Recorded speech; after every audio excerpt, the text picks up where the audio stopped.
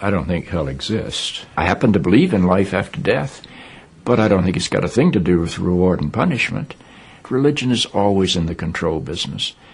And that's something people don't really understand. It's in the guilt-producing control business.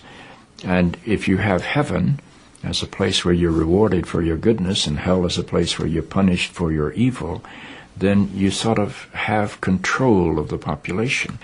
And so they create this fiery place, which has quite literally scared the hell out of a lot of people throughout Christian history. Mm-hmm. And it's part of a control tactic. But wait a minute, you're saying that hell, the idea of a place under the earth or somewhere where you're tormented for an eternity, is actually an invention of the church? I think the church fired its furnaces hotter than anybody else. But I think there's a sense in most religious life of reward and punishment in some form. The church doesn't like for people to grow up, because you can't control grown-ups. That's why we talk about being born again. When you're born again, you're still a child. The people don't need to be born again. They need to grow up. They need to accept their responsibility for themselves and the world.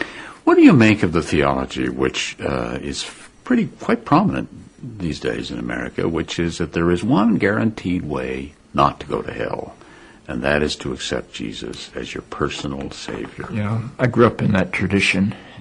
Every church I know claims that we are the true church, and they have some ultimate authority. We have the infallible Pope, we have the inerrant Bible. The idea that the truth of God can be bound in any human system, by any human creed, by any human book, is almost beyond imagination for me. I mean, God is not a Christian. God is not a Jew or a Muslim or a Hindu or a Buddhist. All of those are human systems which human beings have created to try to help us walk into the mystery of God. I honor my tradition. I walk through my tradition. But I don't believe my tradition defines God. I think it only points me to God. You and I are emerging people, not fallen people. Our problem is not that we are born in sin. Our problem is we do not yet know how to achieve being fully human. The function of the Christ is not to rescue the sinners, but to empower you and to call you to be more deeply and fully human than you've ever realized there was the potential within you to be.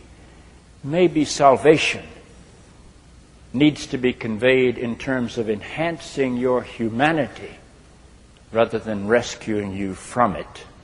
Life is a startling and wondrous experience. And eventually, I think we're going to discover that God is unfolding through the life of our consciousness and our self-consciousness and is not a parent figure up in the sky.